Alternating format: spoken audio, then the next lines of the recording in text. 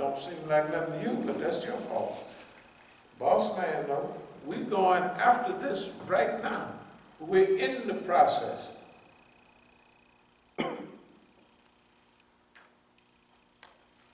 Some of our old friends, we want y'all to call, get on your phone, and call Care. Crescent, and okay. Nihad, don't worry about Ibrahim. Call Nihad. He understands. Ask him, boy, what you doing about Imam Musa? Didn't he come down and talk outside of your joint? What does he have to do to get your attention? Just call him now. Don't worry about whether he do or not. All of y'all that got a phone, call Care in D.C. and ask him to get busy about As-Sabiqun movement. Now, when we had the little tussle with the police out there, it must have been almost 20 years ago now, there's Nihad in the court. Go to the courtroom, and he was down there, sitting right there, just sitting in the court. And of course, they just threw it out. One thing about when I go to court, they just run it on through. But I want to say, you can go home. I want to say, no, it's finished. So anyway, then call Crescent International up in Toronto. Call. So look here. So that's your homeboy. Said, now, what is y'all's relationship? You done put up some new stuff, old stuff on the thing. That's why I'm saying it. You know, when you look at the, okay. If that's your friend, how the heck you gonna let him go up against the United States government? How you gonna let the SWAT team come to the Masjid twice in 4 or 5 days and brutalize the poor guy and drag him off to the jail? And y'all don't say nothing? So call Crescent and ask them, what is the purpose of your magazine? Ask them, has Imam Musa ever been a part of y'all? Don't ask them about why they try to undermine stuff in Sri Lanka and South Africa. Don't ask them nothing like that. But now just ask them, what is your relationship? You just put some new stuff up with Imam Musa, Hafiz Khan, they sitting all at the table here, right? What's your relationship with him? Call him and ask him. Okay. And call the Iranians down there. Just call them. They got an office down there. Do you know Imam Musa? Have you had any relationship with him? How is he doing? That's actually. So well, I've been doggone. And call him again. Just kind of flood these people. You don't have to ask them nothing about the liberation movement of North America, Sabiqun liberation movement of North America. These are real. You just ask them, how's the brother doing? How's the relationship with the system? Right? Remember, the Liberation Laboratory. That's what Oakland is. That's what D.C. is. I'll explain. Liberation Laboratory. I'll explain all of the legal jargon that we've been dealing with for the longest here. The grand jury effect. We've done all of that. Slow wastage, we've done all that. Masjid al-Islam versus the USA. All of that stuff is 9, 10, and older than that. Okay, that's already taken care of. But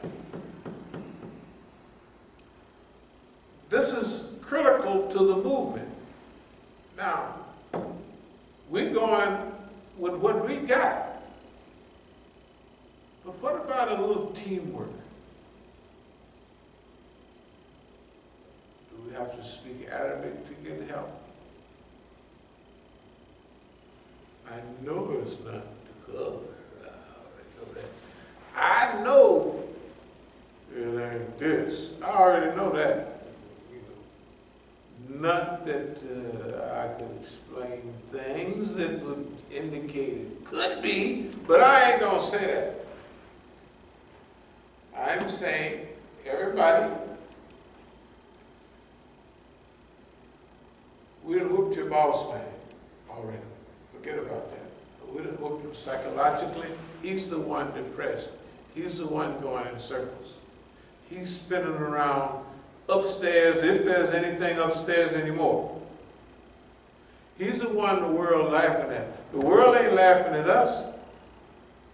Ain't nobody laughing at us. And if it is, it's, you know, them grins like you might not remember. In '92, I think we had over at the joint right over here, we had a unified Eid, and the little Imam, one of them, little Negro Imam, wore glasses. Funny little fella, he's over at the old folks' home now. We went over there to see him. And I was just talking after I told him, well, that's what we was having unity. We said, look, someone, the Prophet ﷺ took Bilal and they would go and they would have a short speech to the women. And indeed, people who know anything know that. They didn't know it. They are all big scholars. I said, I'll do that, because they were saying we do this, we do that. They kind of cut you out. I said, I'll just take it. So I just stood up for a few minutes. And I'm telling you, I was there only 10 minutes maximum. And I looked at this guy, I thought he was happy and grinning. That man, his teeth was chattering, he was going crazy just to see me.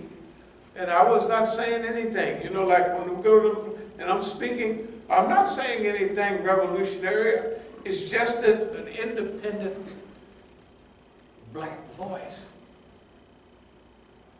So part of what we're doing is, see, we're not trying to correct your behavior, but we are not the past Negroes that you destroyed their mission in life. You ain't gonna destroy our life. Our mission in life, you ain't gonna do that. You might as well forget that. We're not gonna have you divert us into something following you and you don't know where you're going. I'm talking about the immigrant Muslims. We got a big deal here to do. Y'all have to make some choices. The longer you lay down as a doormat, the more these people will walk on your head. Anybody in America, black, white, anything, will tell you about America. If you don't stand up for yourself, they'll bully you. They do it. That's what bullies do. As soon as you stand up, they leave you alone. Martin Luther King said, can't nobody ride your back if you're not bent over. I guess the little simple stuff like that that people don't remember about Martin Luther King. Another man can't ride your back unless you bent over. This is simple stuff. Let me speed up and get on. So, historical comparison, Stalingrad to Oakland, D-Day.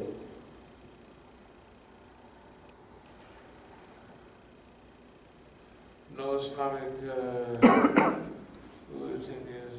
their failure is continuous. Their failure for us has been ethics. They didn't think Negro have ethics. And also historical underestimation.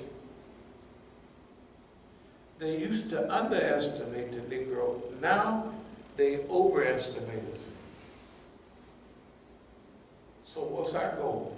Our goal is to live up and supersede and outmaneuver, outgrow their overestimation of us. What I mean is, say we can perform, we can run at 100. And they estimate we can run at 115, 120. Well, we're going to run at 150. We're going to outrun, outperform their overestimation of us. Why is that? It's a management tool. That's all. The reason that we have 8 pieces of property is because we thought like that. If you think big, even if you underperform, you're still way ahead of everybody, way out there. The magic of thinking big. You can't lose. So, anyway.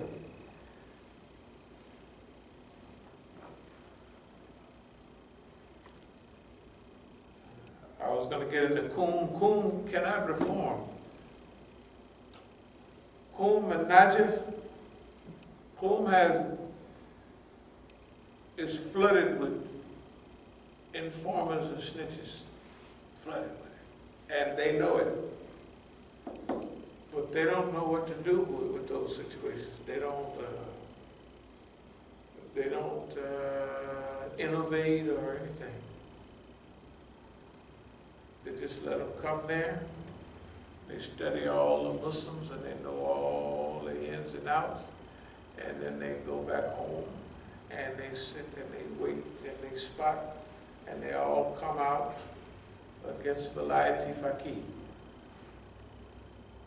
We don't do that. We see a problem like that, we work on it. Pretty soon, we done come up with we can't solve the whole problem. This is a single-handed effort here, boy, but it's a good one. Okay, we'll move toward a close.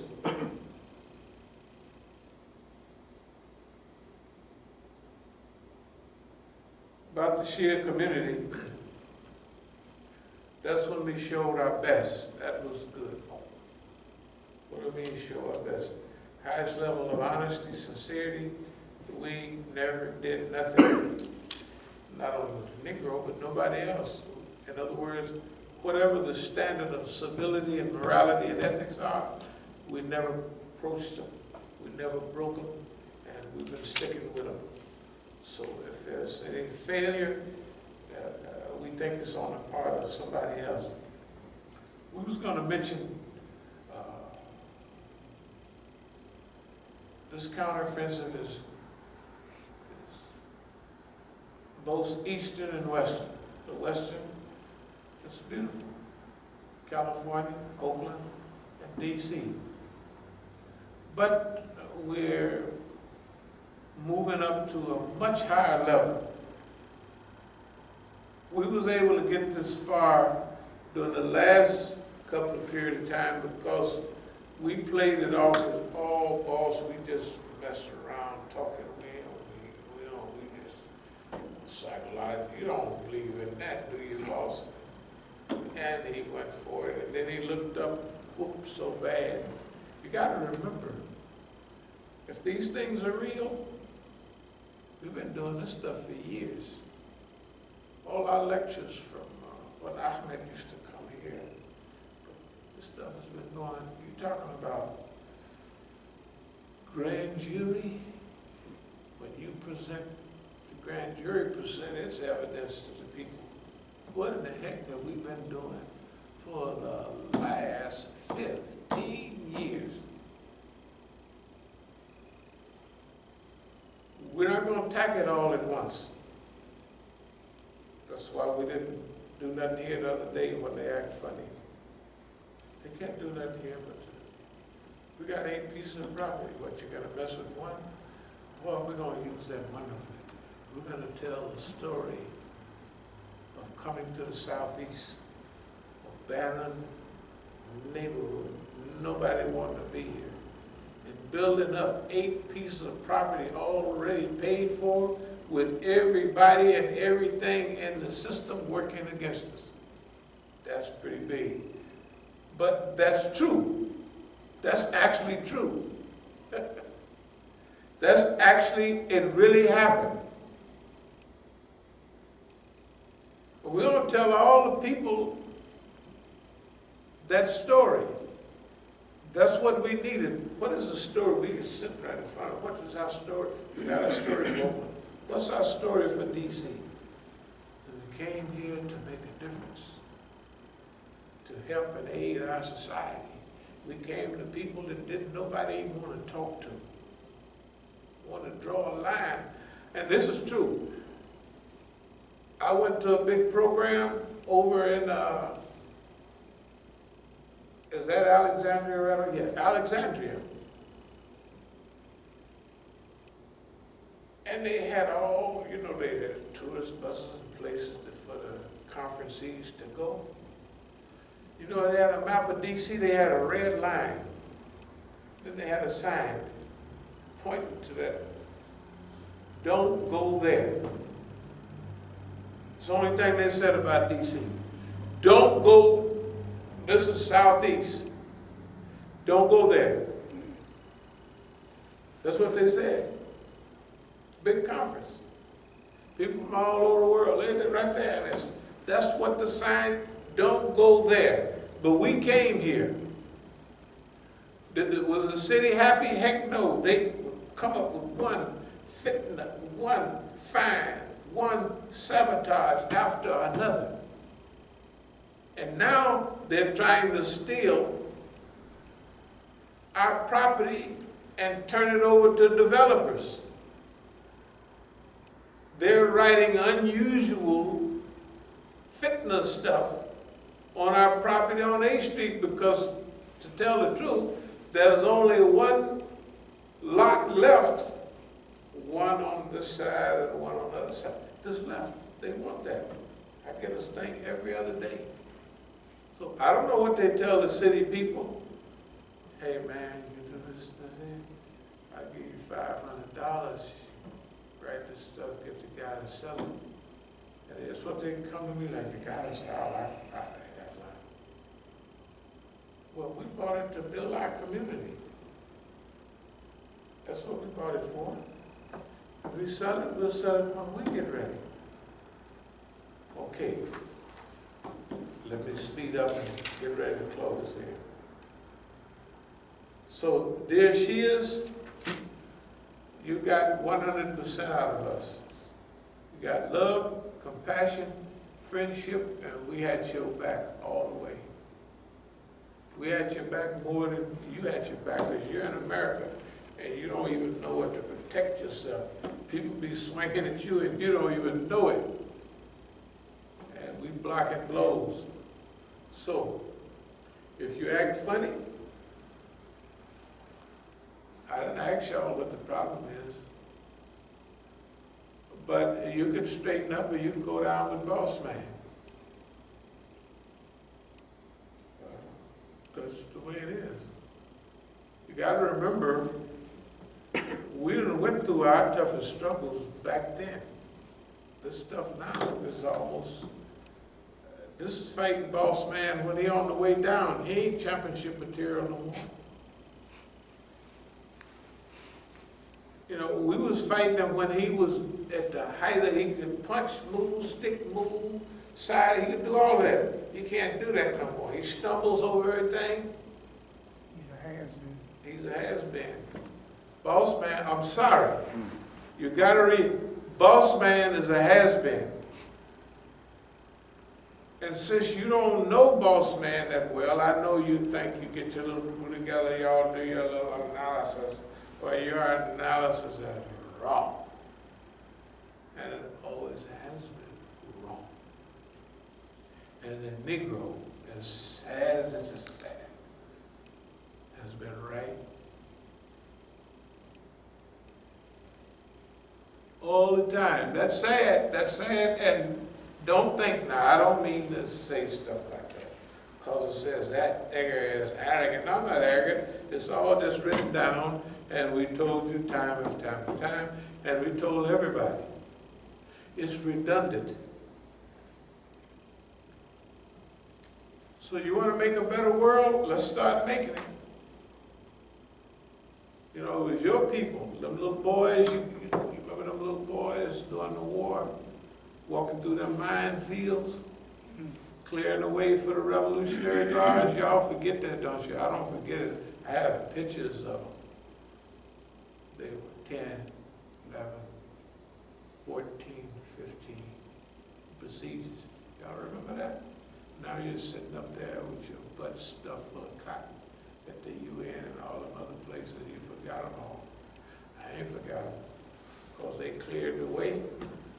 You forget the poison gas. Saudis are still there.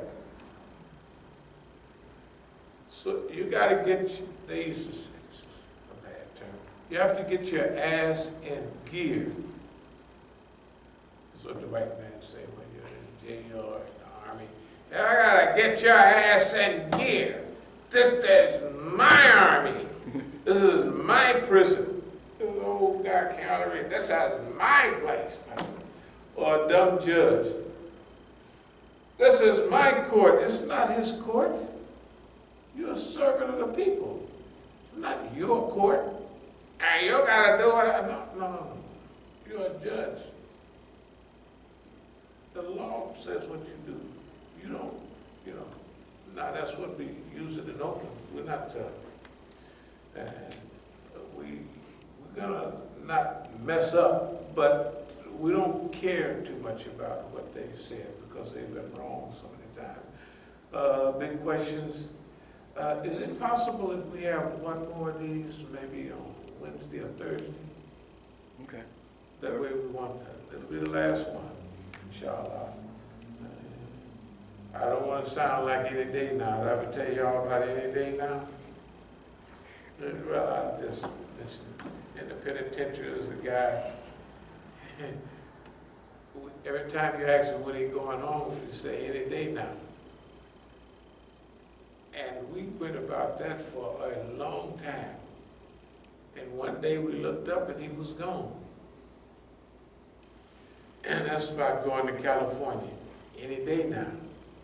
So, What is a song about it? What is a any song day about now, it? y'all, that's a good song. Yeah, that's a good song. Yeah. Why celebrations? Black movements. We're talking about the black movement. Iranian security forces. You examined some of them famous people, like Sister Marzia and all of them on